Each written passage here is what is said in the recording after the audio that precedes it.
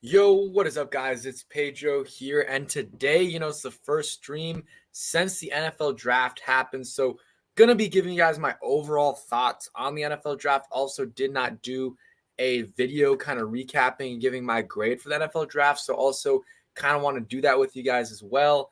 And Juan will be coming on pretty soon. So, make sure you guys stay tuned for that. And of course, subscribe to him. Should be a good one. Then we'll talk about the Chase Roullier move and some corresponding moves that could happen. Maybe Andrew Norwell being gone and a couple other, cuts they could make too. And maybe some signings they could make and extensions as well. Sorry, just trying to adjust this. But yeah, excited for this. And what's up, Finkel? Appreciate you coming through. What's up, East Coast 804? And yeah, finishing up finals this week. After this week, I'm done, or actually not after this week, but after Wednesday, I am done with, or Tuesday, leaving on Wednesday. Really, really excited to be done with this. But let's see. Roger Smith said it's a bunch of players they should cut. I mean, definitely Andrew Norwell. He should be next on the chopping block. And then after that, I mean, Logan Thomas, if it were me, I would cut Logan Thomas, but I don't think they'll do it. I'm trying to think. Kendall Fuller, I would probably keep him just because you have no veterans in that cornerback room. But I know some people want Leno gone. There's a few different guys that they could cut. Let me know, Roger, who you want to cut. I know you want Leno gone, Logan gone. I think Kendall gone as well. I know you want a lot of guys gone. I'm fine with some of them. Just Kendall, I'd rather not unless they can find another replacement. Let's see. Yeah, I believe rookie minicamp. I don't know the exact date, but it should be happening relatively soon. Let's see. I'm going to look it up. Commanders rookie minicamp. See. Yeah, that should be fun. I'm very excited. Okay. Getting the answer right here. It is, I don't know. That I guess I think they said May 12th to May 15th. Not completely sure right there, but yeah, there's very, different dates. Some people are saying May 23rd or the 25th, and some people are saying it started yesterday. So I don't think that happened, but if you guys know, put that in the comments down below. If you guys are watching the live right now, just put that in the live chat. And if you guys are watching on the replay, sorry, you guys can comment down below. Also, make sure you guys check out Manta Sleep, great sleep mask company. But we'll wait a few minutes for Juan to get on here. Not sure when he's got to get a video done real quick before he gets on. What's up, JP6? But overall, let's talk about the Commanders draft. I know it's been over a week and you guys are kind of maybe sick of it, but overall, I think it was a solid draft. Was it amazing? No, but they got a lot. They got a lot of, holes filled. They got a lot of holes filled that they needed to get filled, and there's still some holes that they need to go after. So, as of a grade, I don't know what grade I'm giving it. Like, I know a lot of people, like a lot of the sites, like they gave, like I saw one NFL mock draft, or NFL.com did a grade for all the mock drafts, and they gave 27 out of 32 A's. That's, for me, that's too high. There should be maybe 5 to 8, 9 A's. And, a decent amount of B's, some C's, and a few D's. Not the way they did it was just way too many good grades. So for me, I'll probably give it like a B- grade. B- grade, nothing amazing. Again, I know a lot of people love the Emmanuel Forbes pick. I'm not one of those guys. I think they could have gone in a different direction there. But, so that's probably my biggest issue with the draft was the first round pick. But it was a position of need and still a solid player that was going to go in the first round. So don't think it's a terrible pick in terms of the player they got. Just think that in that situation, I personally would have liked Christian Gonzalez, but I know a lot of people disagree with that, and that's fine. We'll agree to disagree on that one. We'll see what happens, at the end of the day. But second round pick, it's kind of similar. I like the player, but I didn't really like going back-to-back DBs. Your defense is already very good. Even before you add Emmanuel Forbes, your defense was like top 5, top 6 last year, and you just invested a first-round pick into a corner, and hey, I'm fine with that. But then after that, I would have liked Osiris Torrance or John Michael Schmitz or Joe Tippmann or, Cody Mouch or whatever out of North Dakota State. Any of those guys, could be shoo-ins as a, starter on our offensive line. But they decide not to do that. Oh, shoot, I got to send the link to Juan. They decided not to do that. And you know what? It is what it is. We'll see if they end up being right by that. They did go O-line in the third. I just thought it should have been a little bit earlier, but they really, really like Juan Martin. I think Kyle was kind of saying they were thinking about trading up into the top few picks of the second round to pick him. So they really, really liked him. So, that's good to hear. If they picked him, they better have liked him. But to, know that they liked him that much and go up to him, okay. But would have preferred an O lineman, and then maybe you can get a Buffalo nickel in the third round pick. I think it's very good. I would probably give it like a B+, A- grade. Ricky Stromberg, he was projected to be a little bit later, but overall, Stromberg is a very, very good center, or is going to be it was a very good center in the SEC, and has that versatility to play guard and center. I think that was a very solid pick. And then Braden Daniels liked that pick as well, tackle/guard, but they're going to try him out as tackle. Would probably give that pick B+. I'll give that an A, actually. I'll give that an A. And then KJ Henry, they drafted him in the 5th round pick. They traded up for him at the position of need. And, the sack production wasn't there in college, but I really like the player. He's athletic. He's got a lot of good traits. I would probably give that grade a B+ as well. Then 6th round pick, Chris Rodriguez. I think he's a good player, but I don't like the fit here. I'd rather have gone a different way in terms of type of running back. I would have liked a little bit more of a quicker guy, elusive guy. So I'll probably give that like a C-. Let's see. What's up, Randy? Appreciate that. Said May 11th through May 13th. AO says May 12th. Appreciate that. Only a 2-day rookie mini camp. Let's see. Stromberg looks nasty. Not gonna lie. Yeah, he's good. And yeah, JP6 says Henry's bad in a good way. Yeah, I like that pick. Chris Rodriguez again. Don't like that pick. Again, I think running back was a position of need, and I think drafting running back in the 6th isn't an issue. I just would have rather gone a different direction in terms of the type of running back they drafted. And then onto the 7th round, Andre Jones, I believe that's his name.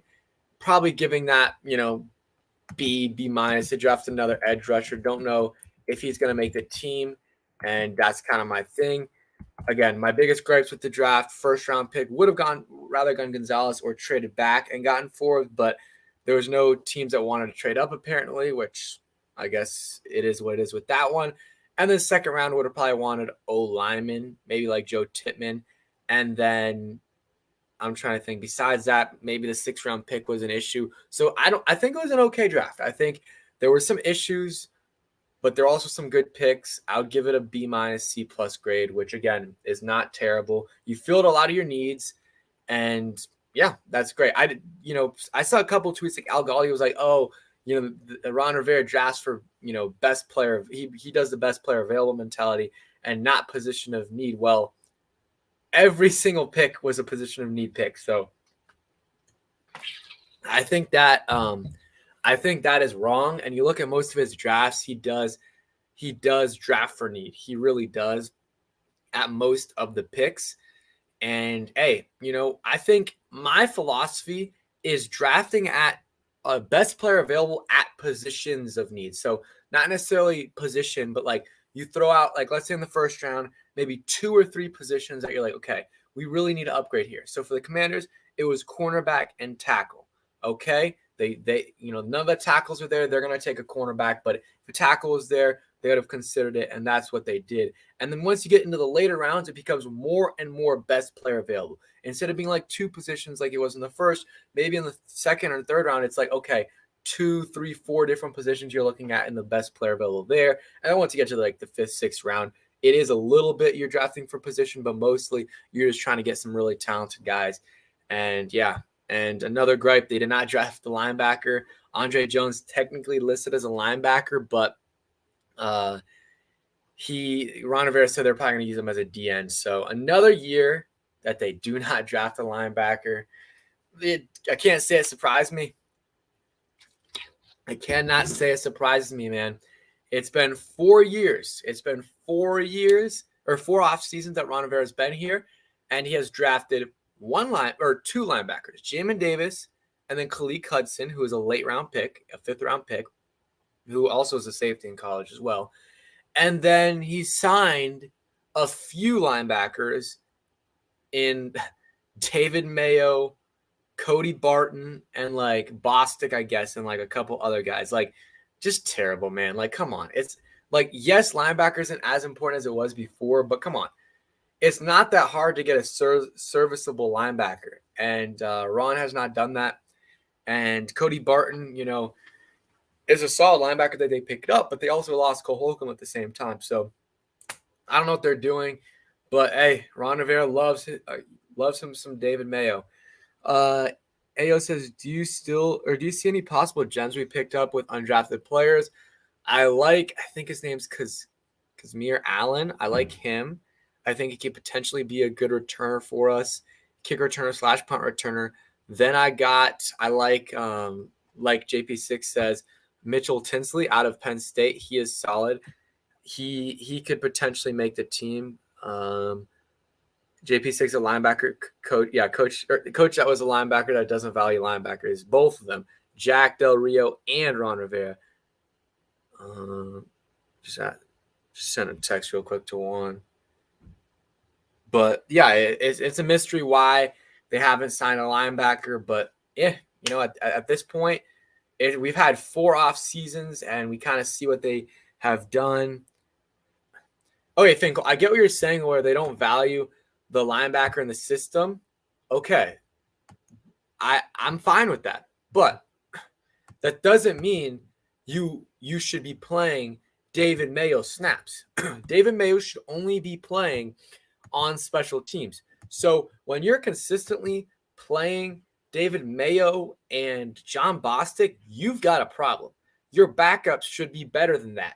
Someone like AJ Klein or a solid linebacker that maybe he's not a starter, but just a decent backup, not locked up. In my college dorm right now. I know the background isn't great. When we get back home, it'll be better. But yeah, I think that Finkel, I get what you're saying, but that doesn't mean they can't have good backups, because last year we played a decent amount of snaps with David Mayo on the field, John Bostic on the field, guys that should not be playing defense for you. Maybe special teams or maybe leadership. Like John Bostic could be a good coach, but they should not be playing snaps. So even if Cody Barton and Jamin Davis play every single snap this year and don't get hurt, you're still probably going to have to play some of those guys some snaps. And if one of them gets hurt, well, you're going to be playing those guys a decent amount. So it just, come on, get some better depth there. It's not that hard. It's been 4 off seasons and you've done nothing at all. So, what? I like them to get a great linebacker. Yes, but that's not necessary. All I'm asking for is getting some more depth. Give me more depth. And that's what you need. JP6 says some player have it. It just has to be coached and developed. Finkel says, you're right about Mayo and Bostic, though. I agree on that. They're liabilities. Yes, they are liabilities, and they're playing too many snaps. They're playing way too many snaps, and hopefully we are able to get someone else in there at linebacker, but I doubt it. I doubt it's going to happen. Maybe some, low-tier veteran that they look at, but I really don't. I don't see it. Brush the Force says, low-key Forbes has a good chance to win Defensive Rookie of the Year, and you guys can keep asking questions or putting claims like this. I could see it. I mean, the thing is, he gets a lot of picks, which is a plus. He also is playing against probably a top 3, top 5 defensive line in football. So the quarterbacks are going to have to get it out fast and, kind of, throw it up sometimes. So that could help him out. Am I going to predict him to win Defensive Rookie of the Year? No, but if he goes out there has like 5 or 6 interceptions and maybe a couple pick sixes and has some good coverage stats, I could see it. Because again, if you're a first round pick, you got that notoriety and like swag, and it helps you in that, the agendas and the storylines. It helps you with winning defensive rookie of the year. Like, I think Tariq Woolen arguably was just as good, or at least close to what Sauce Gardner was last year. But since he was like a 5th round pick, no one cared, and all the voters just voted for Sauce Gardner. And he deserved it. He was great. But Tariq Woolen was very close to Sauce Gardner in terms of the level he played. And he got attention, but not nearly the attention that Sauce Gardner got because he was a top 5 pick, top 3 pick. Let's see. Gus Bus says, what's up? He says, does Del Rio stay on if the offense is the main driver behind a playoff push and the defense disappoints? Hey, if they do that, I think if the offense is amazing and the defense isn't, and we make the playoffs, I think that's like the only scenario where I could see Ron being gone and Eric Bieniemy being promoted to head coach. That's kind of my take on it. Gus Bus says, schedule release on Thursday. Do we get any Sunday night games? How many nationally televised games? I say 0 and 3. So Sunday night games, I think we got one last year. We played on one. I think the Giants game we played Sunday night. I'm going to say probably no Sunday night games. I'm trying to think of maybe if it's a Sunday night game, it's a divisional game. And then how many nationally televised games? I would say probably 3, 2 to 3. I mean, that's basically you're saying third, or is that just counting Monday night, Thursday night, and Sunday night? Is that what you're saying? Or do the 4 o'clock games count as prime time? But I'm gonna give it like 2 or 3 Sunday night games. Maybe 2. Honestly, I think it'll just be Thursday and Monday night is what we'll get on Thursday. And then if we're good, or if a team we're playing is good and we're solid and it's late in the season, I could see a game get flexed. That's kind of my scenario there. I really don't care. I like the games being Sunday at 1 o'clock, get a, wake up or get a sleep in and then watch the games or watch the Commanders game and then watch the rest of watch the rest of the games. I don't have to stay up super late watching, on Monday night. And it's hype when you win. It's really, really hype when you win because everyone is just watching you and everyone just watched you win. But yeah, I don't know. I don't love the primetime games because then also if you lose, you're a laughing stock the next day. But, I don't mind it. But my JP6 is my favorite time is 4:30. Mine is probably just 1. I don't like waiting too late, but I respect it. Let's see. How is tight end Cole Turner coming into the season? No one really knows. He was really, really good in the offseason. Like when I watched him in training camp a few times, or a couple of times because he got injured on the second or third time it went. He looked really, really good. He looked very, very, very good. Was one of the best players there, probably the best rookie there besides like Jahan. He was really, really good.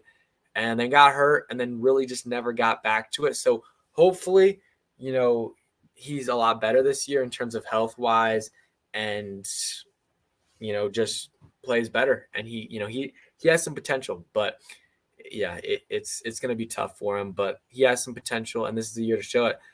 Those young guys are all kind of competing. It's going to be him. It's going to be John Bates. I mean, not really John Bates, but Armani Rogers, maybe even Curtis Hodges as well, competing to see who's that next guy. Because we know Logan Thomas is going to be here, unfortunately. I mean, I don't know about unfortunately, but for me, I would have probably rather him not be here and sign another cheaper veteran or drafted someone.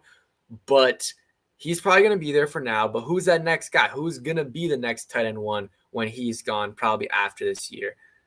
What rookies you see kicking it in gear? I mean, if you're talking about this year, JP6, like rookies that we drafted right now, I would say I think Quan Martin could have a good year, but he's a second-round pick, and we don't hit on second-round picks, but I think he's going to be good.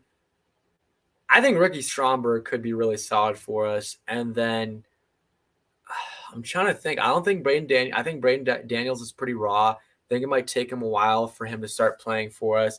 And then besides that, I don't really see anyone that's going to have good impact year one. I mean, Emmanuel Forbes will, but that's kind of obvious. So, let's see. The whole staff's going to about to get fired. Ron is a dead man walking. We'll hire GM, and the GM will find out, or we'll find our new head coach. Totally different front office structure.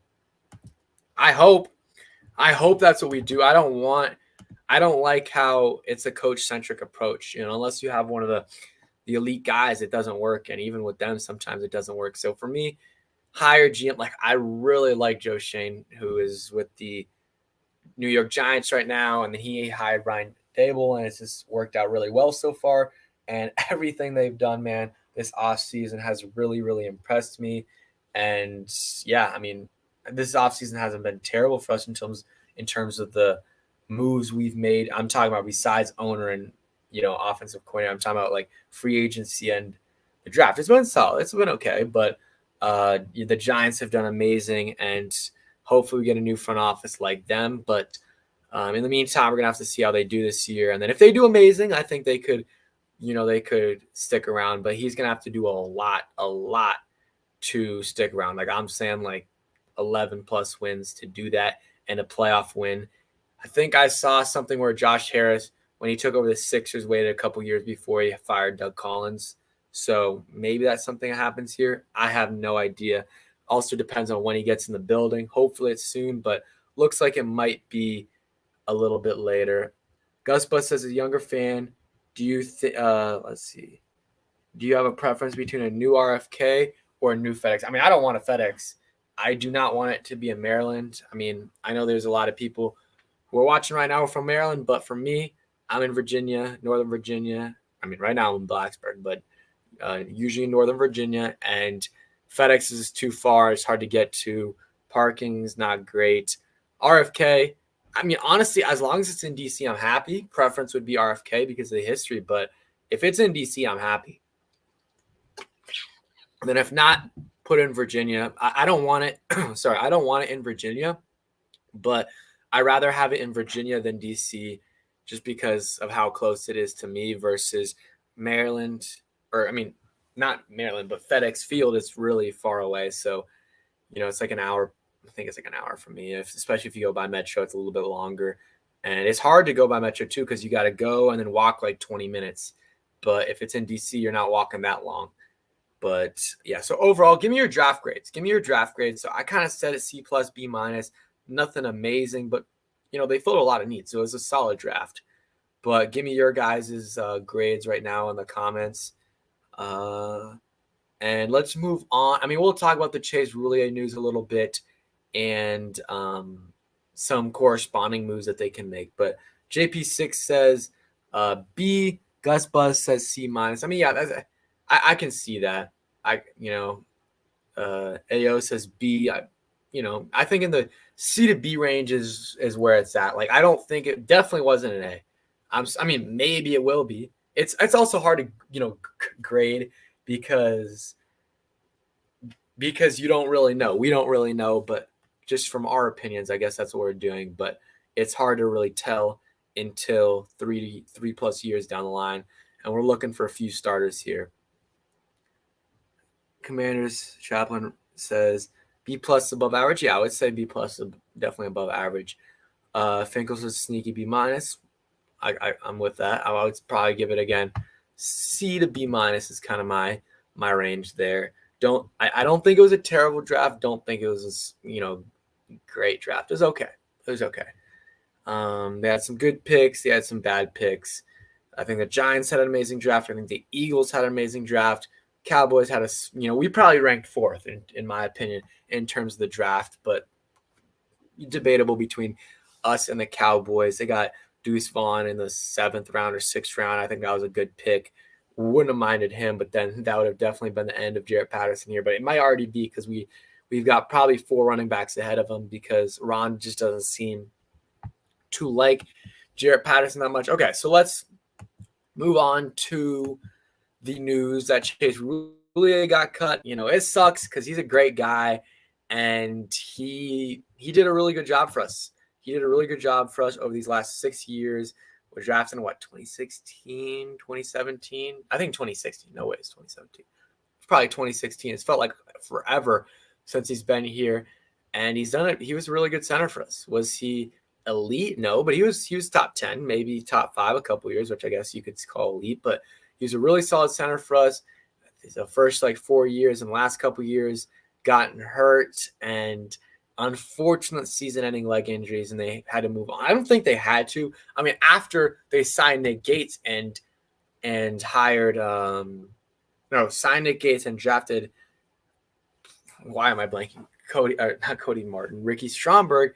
Yes, they had to, but before that, I didn't think they had to. I don't think they had to. Gus Bus, I think it's different with Roullier though. Like his leg literally snapped twice. He couldn't. It was unfortunate. I'm sure he would have loved to play, but yeah. Shout out to Chase Roullier. Great guy, good player, and unfortunate injuries that happened there. But hopefully he's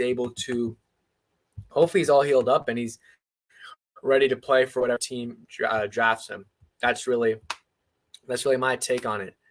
That's my take on it. Hope he succeeds wherever he goes, but he got a decent amount of money, should be able to provide for his family and their family as well.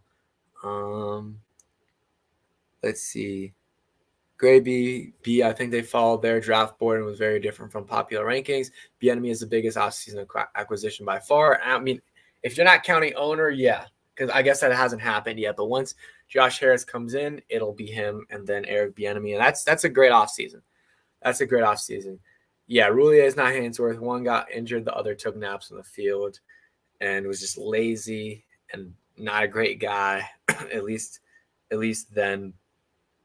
I'm not saying he's not a great guy, but it doesn't seem like he was a great teammate. It doesn't seem like he was a great teammate back in the day, but it is what it is. But Chase Roullier, again, 6th round pick, and he did all that. Like that's amazing. He had an amazing career for a 6th round pick, and he still got time. He still got time. And yeah, it's technically a post June 1st cut. Will create, I think, around $8 million in cap space, $4 million in dead money. So gives you more than enough money to pay your rookie draft class. And after that, who knows, what they'll do. Maybe they're able to extend Cam Curl. I think that's something they should consider. But at the same time, they just drafted Quan Martin and, Emmanuel Forbes as well. Maybe they're thinking, no, but I would give him a contract. He's not an elite safety, but he's a very good safety. He's a very good safety in this league, probably top 10, top 12, depending on what you look at, what metrics you look at. He's not a ball hawk by any means, but very good tackler, very solid in coverage. So let's see. Any more questions you guys have, go ahead and put them in the chat. And yeah, Roullier was the very first big contract move in the Rivera era. He also – or not, he was the longest tenured offensive player on the Commanders. You look at it right now, our longest tenured player on the offensive side of the ball is Terry McLaurin. And that is crazy. That is crazy to think about. 2019, we drafted Terry McLaurin. He's played, 4 years. Okay. He's played 4 years, and he's the longest tenured player in offense. It's crazy. Like, when you say that, you're like, wow, is that really true? But then you think about it, and you're like, well, the running backs were all, drafted or signed in 2020 or later. The offensive line is totally revamped. I mean, Charles Leno was brought in 2nd year, I believe. And then I'm trying to think. Norwell brought in last year. Chase Roullier gone. Ricky Stromberg, Sam Cosmi are draft picks. Like Sadiq Charles, draft pick. I mean, all these guys' draft picks are signed by Rivera. I mean, receivers, Terry, he's a pre-Rivera guy. He's the only pre-Rivera guy. You look at, Curtis Samuel, Jahan Dotson, those guys were brought in by Rivera. De'Ami Brown brought in by Rivera. I mean, the last guys were, Cam Sims, Terry McLaurin, and Curtis Samuel. Or not Curtis Samuel. Chase Roullier, but Chase Roullier and Cam Sims are done. Which UDFAs do you think could make the final roster? I think it'll be receiver. I think Casimir Allen or Mitchell Tinsley, one of those two guys. And I think they signed to Stanford, either receiver or tight end.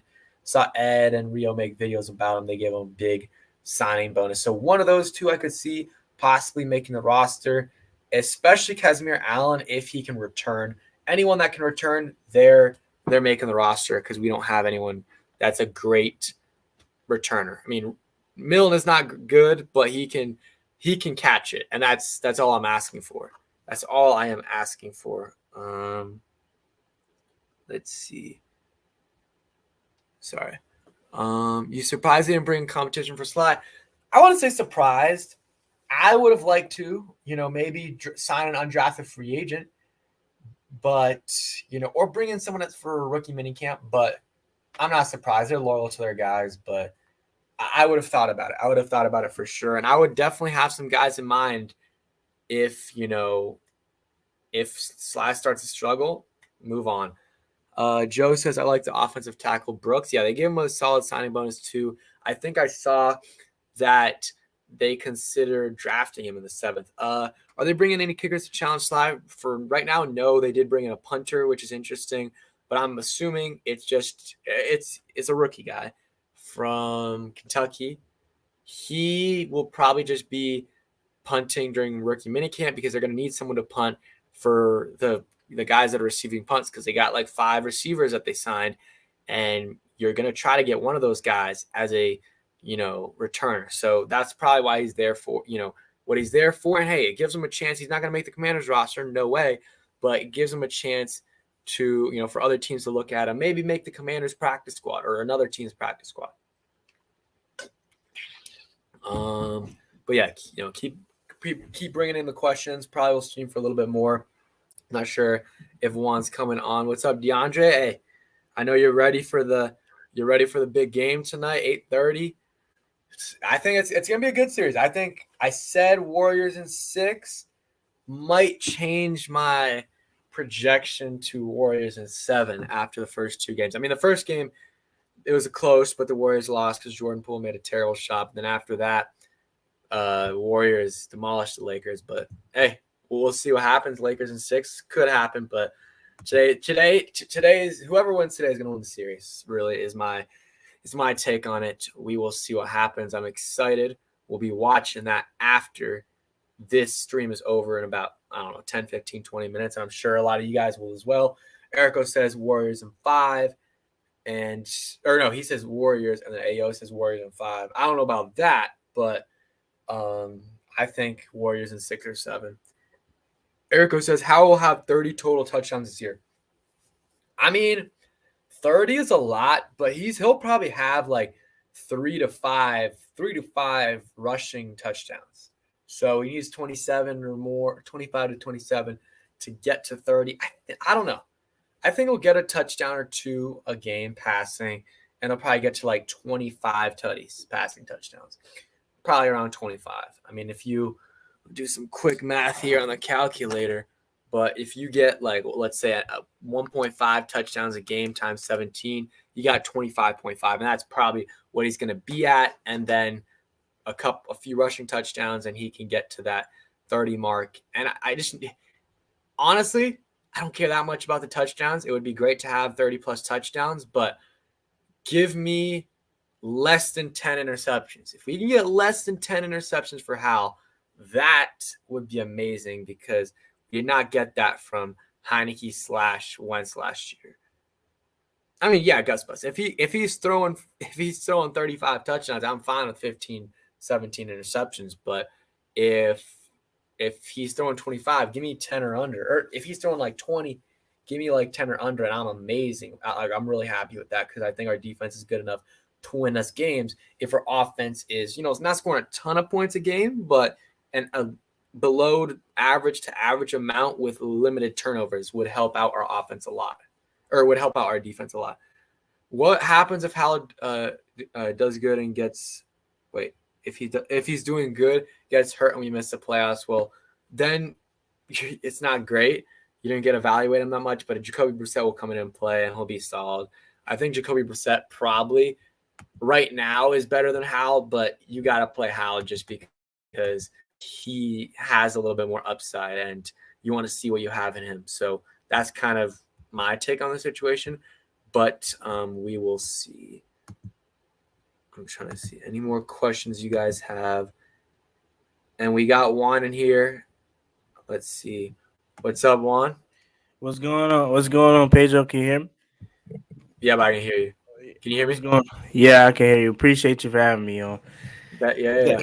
Make My sure you guys, bad. of course, sub up to Juan Gotti talking sports. I know you about to watch the Lakers game after this. Yeah, I watched the Lakers game after this for sure. My bad. I I already had texted you before this, but I did not think it was gonna take that long. Oh no, you're Some good. things happen. So yeah, You're good. You're good. but yeah, I watched the Lakers game. But now appreciate you having me on, man, and let's talk about the Commanders. Yeah, so I mean, I'm sure you've talked about it, but I really didn't talk about like do a draft recap video, and I want to get your thoughts on like overall. What do you think about the draft? Like for me, it's okay. Like they made some picks I didn't agree with. They made some solid picks. I'll give it like a C plus grade. Like, and the C plus, keep in mind, guys, like it's not what the NFL report, like NFL.com did a mock draft. I talked about this before I got on one. They graded all the mocks, or not that they graded all of the drafts from teams, and they gave 27 out of the 32 teams A's. Like for me, that's too many A's. Like, Yeah. so in this scenario, it's like, okay, I'm giving it like 4 or 5 A's out, a decent amount of B's, a decent amount of C's, and some D's. So for me, Mm-hmm. Commanders got, in that, average, below average range. It wasn't amazing, but it wasn't terrible. And Emmanuel Forbes, I think he has a lot of potential, and he could get that grade up a ton. And also, it's hard to do draft grades because you really never know how these guys are going to turn out. Yeah. Actually, I didn't even do a draft recap video either this year. I thought I was the only one to like not do that. I guess it just was something that I just didn't want to do this year. I guess I don't know, but normally I did, but this year I did. Um, I'm with you. I said a C plus on the draft right, and I'm still there. And the C plus is really based only because of the upside of these guys that I think that they have. Because I wasn't a fan of the pick, but not because he sucks. And I have to constantly keep saying this because I say it all the time. And people will watch the video, but then still like go in the comment section and like, but I'm like, bro, I already said it. Like, I know he's not a bad player. Like, I like the player. I just personally didn't like the value of the pick at 16. And then it's just like everybody is trying to like say how bad Christian Gonzalez is, but it's like if we would have drafted him, then everybody would have been talking about how good he would have been. Like nobody would have been talking about how bad he was. It's like just because I prefer the player, everybody's just against me because I prefer the player over one player, bro. It's like at the end of the day, we all had our preferences, bro, and I was just saying, like I want to know how many people really genuinely like looked into Emmanuel Forbes. Like I know there are people out there, but like majority of the fan base didn't even know who he was before like we picked him or before we were roomed to get him. You know what I'm saying? Like I don't dislike him. I like him as a player. I just personally would have went somewhere else at 16. Now, if he wasn't there on the board, that being Christian Gonzalez, it would have been. I wouldn't have been like, oh, should have went Gonzalez. But the fact that you had a chance to potentially take, the best corner in the draft, it just that's kind of something that didn't really sit well with me. At a while, and again, everybody keeps talking about how soft he is. He didn't play in the Pac-12. He played in the Pac-12. At the end of the day, bro, it doesn't matter where you play as long as you can like play at the next level and you got heart, you got the dog in you. It don't matter, bro. Sauce Gardner killed that mantra at the cornerback position. You don't matter. He went to Cincinnati, bro. And I know y'all gonna be like, oh my god, Sauce Gardner 6'3", 190. Bro, he killed that mantra of not playing real good talent. So it doesn't matter where you go as long as you play Exactly. good. And And go oh, ahead. sorry. I was just gonna say, like, the people were talking about, like, oh, like, and again, like, we just gotta say, like, Forbes is a good guy, he's a good player, but yeah, everyone after I made my videos hating on me, like saying, like, oh, you don't know what you're talking about, when all of them before never knew who Emmanuel Forbes was, and they're talking about he He played in the SEC. Well, how many SEC receivers got drafted in the first round this year? Like, I'm just trying to think. I don't think any, right? And then there was one Pac-12 receiver who did get drafted in Jordan Addison. So that's just my take on it. It is what it is. We don't know. Kind of like what Old Gaming Network says. It's hard to grade a draft this early. That's kind of why I didn't do it. I didn't make a video on it. Like, I can give you a range on how I felt they did, but at the end of the day, I didn't watch film on all these 300-something players. Like, I didn't have time to do that. So I have no idea. We will see what happens. But for right now, it is what it is with the draft. I'm excited to see what these guys can do. Forbes, Quan Martin, guys like that. They're very, very intriguing. But yeah, let's see. What are your thoughts on Chase Roullier getting released?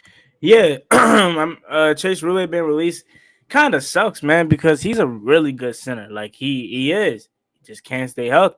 So like, it was no surprise that it happened.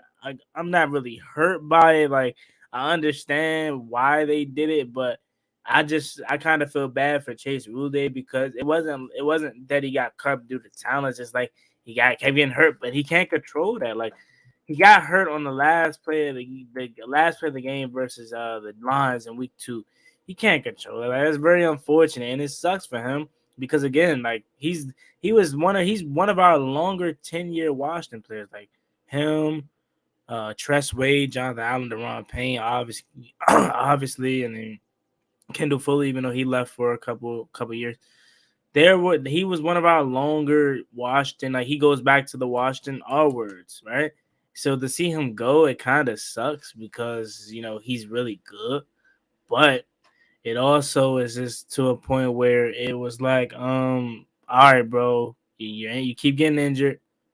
We have to move on because we need our center. Because like once he went down, the whole offensive line just went to trash. Like Tyler Larson tried to stable it, and it was okay with Tyler Larson, but he went down. Then we tried to do Wes Schweitzer, and he didn't have the same success that he had the prior year. We need somebody that's going to stabilize the center position. One thing, Pedro, that I'm really starting to believe is like people are starting to really realize how important the center position is. I kind of felt like people slept on the center position, and just felt like you could put anybody out there. But as of late, I kind of felt like that's a position that people are starting to take notice of, and like that's very important. So yeah, man. Quickly, it sucks because I love Chase Roullier. He's a really good center. But it's just unfortunate that's how the business goes, man. Your best ability is availability, and he couldn't do that for us. So wish him the best of luck, and I'm pretty sure once he gets back 100% healthy, he'll pick up work soon. Yeah, and it's crazy. I was talking about it before he came on. Like we only have one guy on the offensive side of the ball that is from the pre-Rivera era, which is crazy. Can you name him? Terry McLaurin. Yeah, that's it. That's the only one, which is crazy to think about. No one else. I'm trying to think of who I heard it on some podcast. It might have been Let's see. Kevin Sheehan's, but he was saying that it was one more player. No, it's just Terry. It's just Terry on offense. On defense, you got Allen is the longest tenured, and then special teams is Tress Way, who's been here since 2015.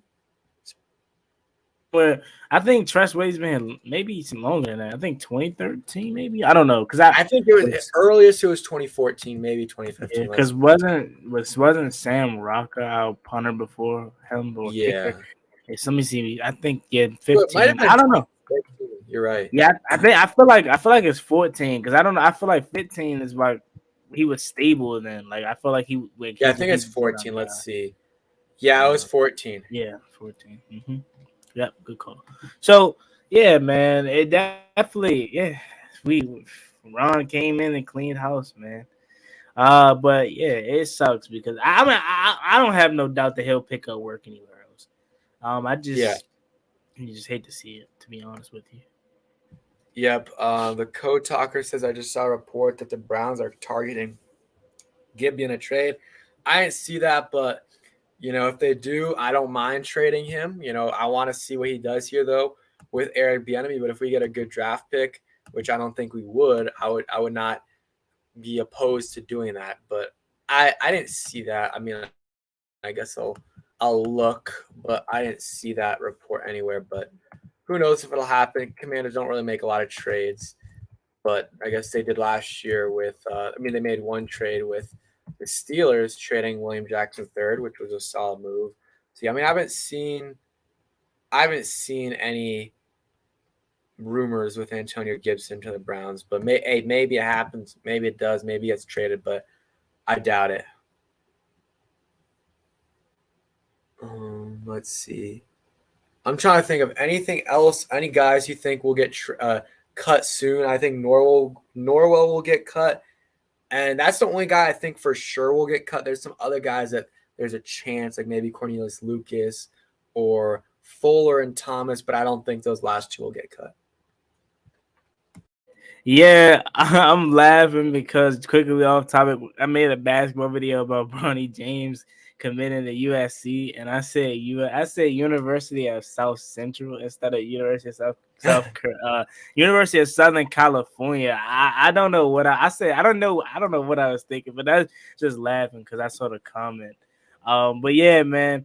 Um, Chase Roullier is probably like you said, like he's probably not the first, but I I don't know who would then be because they're basically saying like I'm hearing that they're doing this to maybe clear up space potentially for Cam Curl contract extension. I'm looking at it like who would be next because they love Logan Thomas, bro. Like Ron Rivera loves Logan Thomas. Don't matter what injury he has or how lack of production he loves Logan Thomas. So I don't see him cutting Logan Thomas. I don't see him cutting Kendall. Like, if I had to pick two, I would go Logan over Kendall. But if I'm thinking about Ron, I'm thinking he probably would cut Kendall before he cuts Logan. But who I don't know who else he would cut, but I'm pretty sure it's somebody else gonna get it. Maybe Charles Leno potentially if Brendan Daniels could come in and play left tackle. I doubt it though, because I I think don't know. I yeah, don't know. I saw. So someone said Vegas only has the Commanders winning no more than 6 games. I saw that FanDuel has the Commanders, or they did have the over under at 6.5. I'm hammering the over. I know the schedule is tough, but I don't see them going under 6.5. But hey, if they do go all the way under, go to 2 wins, and get me Caleb Williams, who is from the DMV area and is a Commanders fan. So I would love that, but I don't think it's going to happen. We always end up winning like 7, 8 games. So it'll be that again, at least, I think. Your thoughts? Yeah,